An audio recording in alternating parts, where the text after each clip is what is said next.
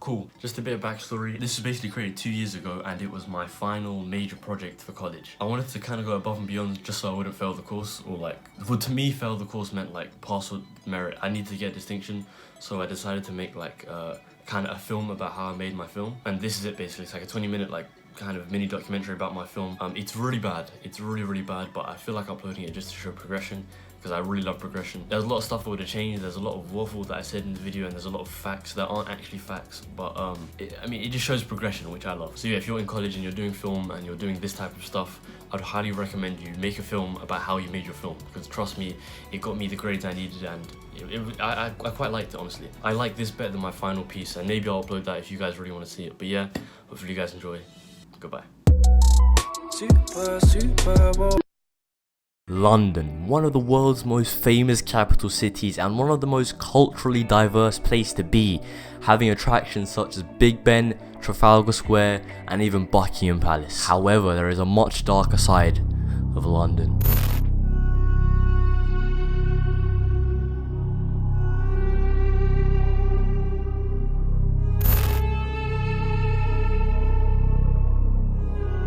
The Met Police have released this shocking video of the moment a 15-year-old was fatally stabbed while cycling along a busy London street.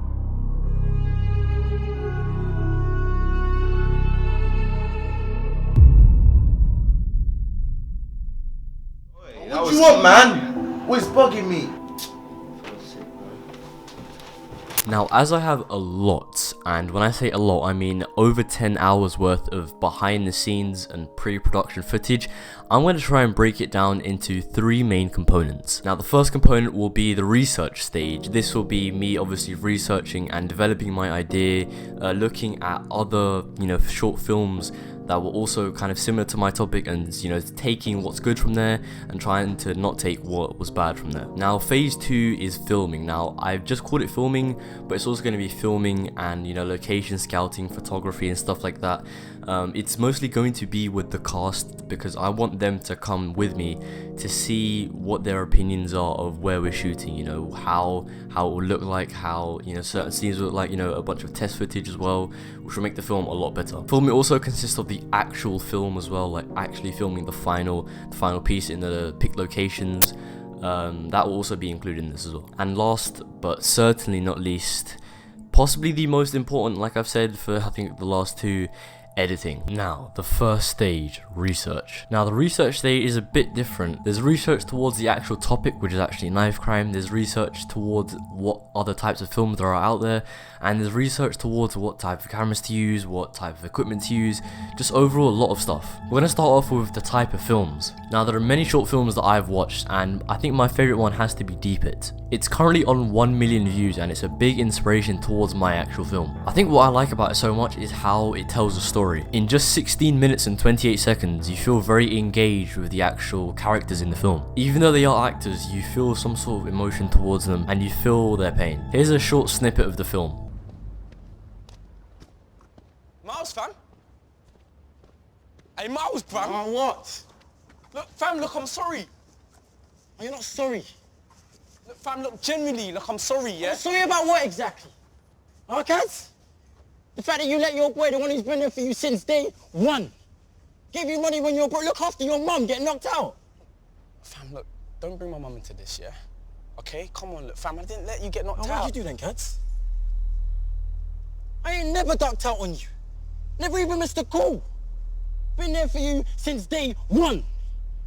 And the one time I needed you. How many times have I backed you, though, fam? Now, even though I really did like that film, I didn't have the exact same production quality. I don't have as much cast as they had. I don't have, actual actors. I don't have the best cameras. I would say this significantly decreased my production value and kind of set me back in terms of what I could do. Deep It is just one example of the many short films about knife crime on the internet. My favorite scene in the short film Deep It has to be when one of the main actors actually just goes crazy. If you've watched the film, you'll know that his best friend kind of betrayed him and he just clicks. It's a really fast scene where the actor's in his bedroom and he's just going crazy. He's just cussing and he's just aggressive, being very aggressive. This adds to the film and adds some sort of connection and emotion to the viewer, which I really like and I really try to achieve in my own film. Like I said, Deep It is just one example of the many short films about this topic on the internet. But I do believe it's one of the best, not only production wise, but also emotion wise, character wise, storyline wise, and just a lot more things. But apart from that, I would say Deep It is my biggest inspiration and was a pleasure to look at. Now, the other types of research are all in my paperwork research, because I feel that it suits that more than a visual representation, especially for the equipment and about actual knife crime. So that's all going to be in my written research. Now we're at stage 2, filming and production. Now, filming was a very difficult task. 3, 2, 1.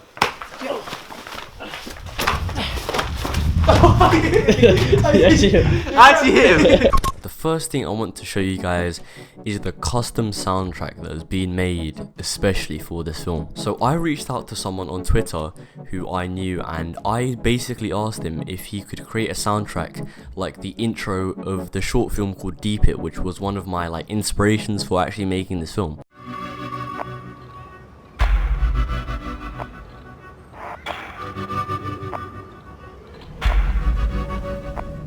After me pestering him a few times, I'm so happy to say that he made it, and this is how he made it. How's it going, everybody? My name is AT and I am the creator of the soundtrack behind the short film. I'm just going to quickly be running through a couple of steps on how I actually created the sounds and how I structured the song altogether.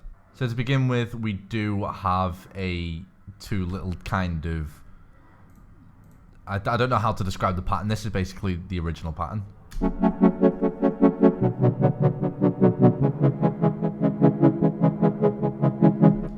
Now, if you've watched the short film itself, you've probably heard the song already, which is...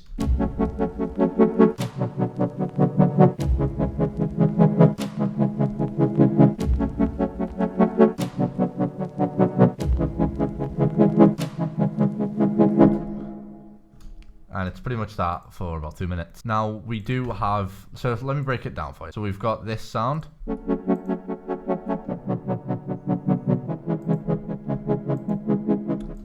This sound. And these two orchestra hits.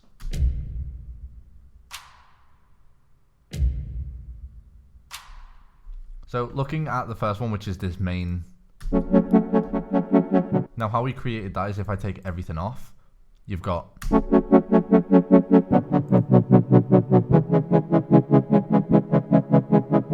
which sounds a little bit dry, but I do have a bit of reverb on. So if we turn the reverb off on both of them, this is what we get.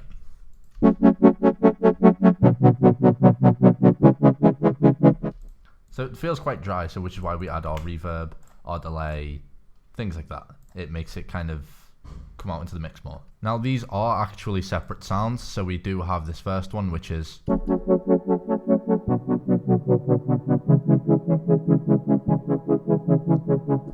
and then our second one, which is just...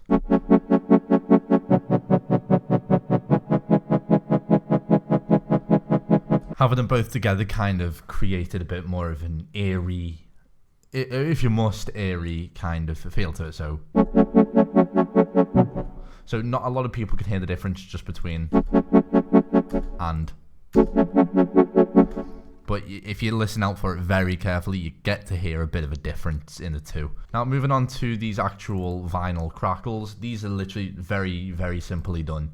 They're channeled here to their own layer. As you can see, I can mute it, unmute it, whatever I want to do. Very last thing is, I'm just going to tell you what this is, this right here.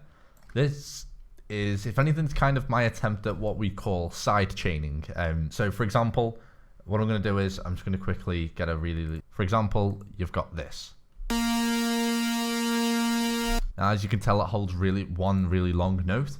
Now, what we do is, usually we use some producers who use FL Studio use Grossbeat or Kickstart. I use Kickstart, and what that does is it creates this kind of bounce in volume to the actual note. So it's playing at 75 beats per minute. So if you'll be able to hear it when I start playing.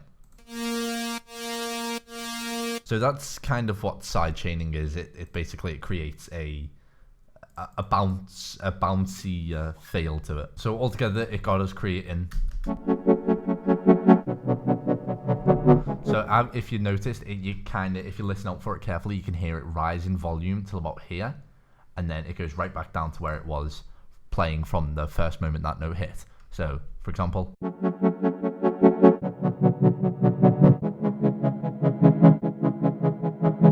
Now, everything I've talked about in this video, once I've added it all together, you get the simple combination. So you get this creation out of basically 2 orchestra hits, a vinyl crackle, and that pattern.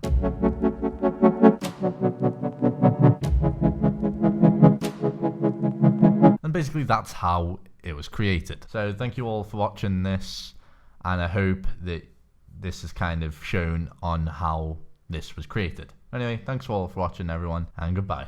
So now that AT has showed you how he actually created the soundtrack for this film, I'm now going to show you the filming process and the behind the scenes of what actually happened on the days that we filmed. So on the first day of the test shooting, what I did was I gathered everybody in the whole cast, and I kind of got them together because we all used to go to the same secondary school, and kind of got them talking, just getting them in the mood of the vibe of the place, and just trying to get them to speak to each other, so when they're actually trying to act, it's as natural as possible. So I interviewed them and asked them how knife crime personally affected them and the people around them. So how has knife crime like affected you, and how big of an issue do you think it is, and like in London especially? I think it's a massive issue in London, especially like teenagers every month dying about knife crime for stupid stuff, innit? I think it's just stupid, to be honest, especially in these types of areas around London.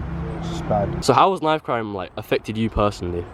Well, it hasn't affected me, but it has affected one of my friends, because he got threatened with a knife, and he called me straight after it happened, and he was like really scared, and like it has psychological effects. Like the aftermath is psychological effects, and like it affects the way you see things, stops you from going out, prevents you. It gives you limits, I guess it could say. It gives you boundaries, and you can't really necessarily do the stuff that you like as much because you're scared. Luckily, knife crime hasn't affected anybody around us or anybody we personally know. However, we do know the effects that people may be going through. Now I'm going to show you some of the actual behind the scenes footage where it's showing how I recorded some stuff, the input I had from the actors and the cast, and overall the recording process that I had. I appreciate you trying to help, man, but I can't be doing that. Renell Jacobs, right? Yeah, how the hell you know my name? I've got connections from. Gee, nah, like, no. I don't want to do it. So you don't want to do it, yeah? I don't want to do it, man. Cool. Are you sure you want to do that, though? Jaden? Yeah. What the f***? Oh no! No!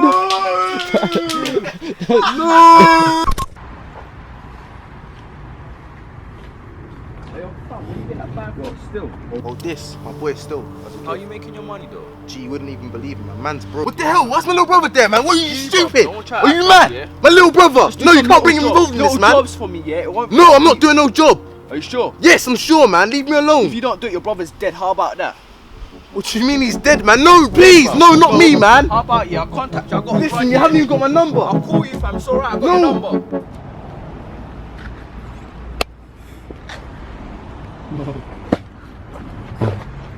That was sick. That was actually sick. That was sick. Make it see it. Can see it. Yeah. Man's broke.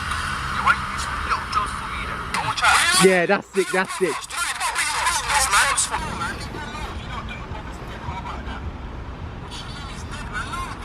Hey, now you have to keep this as the final one, yeah? Yeah, that was good. Alright, yeah, that was really good. Okay, it's good. Sure. Yes. That was good. Alright. Initially, I was expecting to rent out a camera which would be able to record at low light but at very good quality at 4K, but however, everything just came crumbling down. The person I was meant to rent it from actually didn't have his camera at the time, so I had to just use my own camera. Now my camera isn't the best, but it also isn't the worst, so what I did was decide to look at the manual settings and make the settings as good as possible for the situations that I was in. This drastically decreased my production and quality of the actual video or the film. However, I think for what it is, for what the camera is, I think it did a pretty good job. Wait, John, look straight, like look like as you're speaking. Why not yesterday? No, have earlier. a 3-day thing. No, earlier.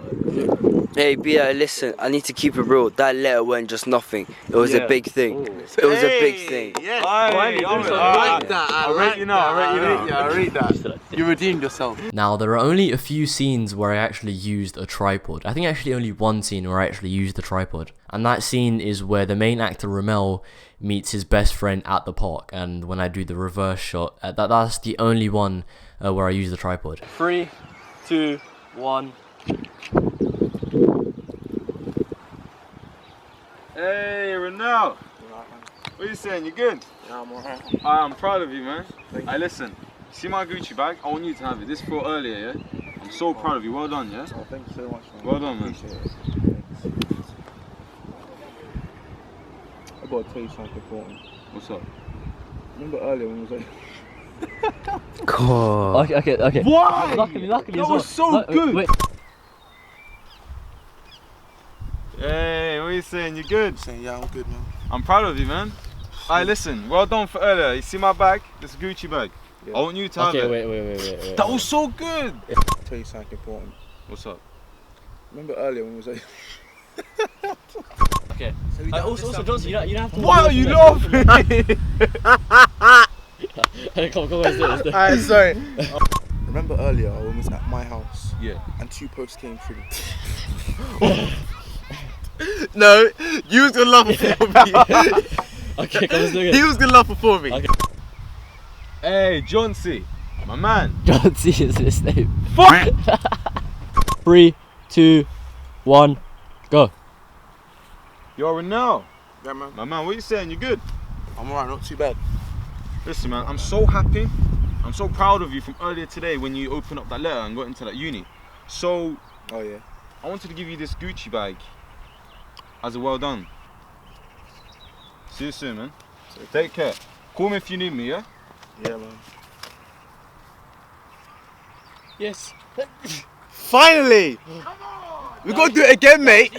The rest of the shots were freehand, and the reason why I did this was to make it more of a grungy type feel. Freehand videos add more of a realness effect to the actual film, not always being stabilized, and having a bit of movement adds a bit of animation to the film. My camera had some sort of stabilization which kind of helped, but at the same time I did want those shaky type of shots in certain scenes. 3, 2, 1.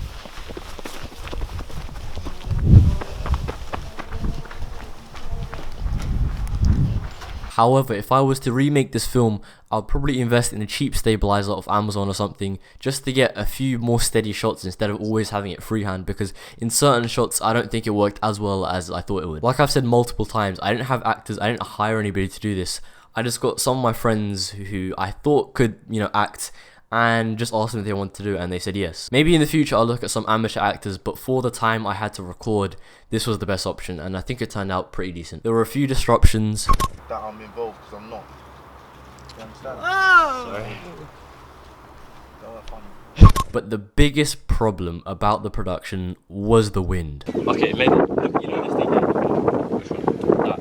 Tell me when it gets to the middle. Now, the English weather is the most unpredictable, unreliable thing ever. We had checked the weather forecast and tried to pick a day which all the actors were free and when also the weather was appropriate. So we had done that, but on the day it was just completely different. The weather wasn't what it said it was going to be. So this meant we had to improvise and just do a lot of scenes differently. Overall, filming was, I would say, a success, but I believe it could have been done a lot better. Now looking back at my own film, I realize a lot of errors that I made and a lot of things that I would change in the future. But yeah, that's all for filming. Let's head on to editing. Video editing is often known as the uncredited craft. When it's done correctly, you don't even notice it. Now, for many films out there, the editing is made as seamless as possible. However, in my film, I tried to show a bit of the edit. So my editing process overall took 2 to 3 hours split into a whole week. The reason why I didn't edit all in one go is because you need to take a break from editing. You need to go outside, you need to take a break sometimes, and that's what I did. I took my time with the edit. Now, there were 2 main programs that I used while editing, and the first one is called Premiere Pro. Premiere Pro is the essential. It's where I did all my assembly, I would say. This is where I got all of my clips together. This is why I edited everything down, cut all the clips, and made everything in order. Now for After Effects, it's completely different. It says it in the name, it's for the touch-ups. It's for those clean transitions that you see going from this video as well. It's the touch-ups I made to certain things that weren't able to be done when actually filming. This could be blurring out like license plates, or even masking myself out when I appeared on the window. After Effects is a great way to hide your editing mistakes, but don't get me wrong, there's no real way to hide filming mistakes, but it's the best way to do it. Now, like I said, my editing process took a long time, and the amount of footage that I have for editing is crazy. I've had a lot of experience editing and learning how to edit, which has helped me in this task especially. The only real problems that I had was actually masking myself out of the little tiny window that was on my door. Another problem that I faced was color correcting, as I don't really know how to do it as much, and I couldn't find any good YouTube tutorials on the exact type of color correction I wanted. This meant I had to play around with it myself, and I don't think I got the best type of color correction, which is kind of sad, but it's a learning process. Overall, in conclusion, my process of filming has been a very eventful one. I learned a lot about what you need to do before filming more than actually filming. Pre-production is a huge part of filming that isn't usually seen, but I've come to the realization that it's one of the most important things. Without having any schedules, without seeing all the weather forecasts, without gathering my team, I don't think I would have been able to make this project. I've learned so much from different editing techniques, filming techniques. I've learned how to research properly. I've learned so much. This whole filming process has been amazing, and it's been a pleasure to do. Hopefully whoever's watching this video has enjoyed it and seen how much it takes to actually make something. It may not be great, but it's a starting point. Thank you all so much for watching this video. So, it's a wrap.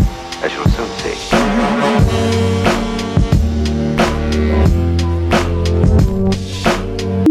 So yeah guys, that was my final major project research kind of. That's really, in my opinion, what got me the distinction. If you guys want to get a distinction and you're doing media, then all you have to do is film everything you do. Make mind maps and take photos of them, you know? Film everything that you film. Screen record how you edit. Show everything like you're explaining it to a 3-year-old, because trust me, that's all this media courses care about. It's not about your final product, it's about the pre-production and how you got to the point of making it. Whether this is the research, like I said, whether this is the editing, whether this is the filming. Look into things that you wouldn't even normally think of, like, I don't know, what equipment you'd use, location scouting, stuff like this that you probably don't even do, that you probably didn't even do. But yeah, hopefully this helps somebody that's doing media, and yeah, good luck and goodbye.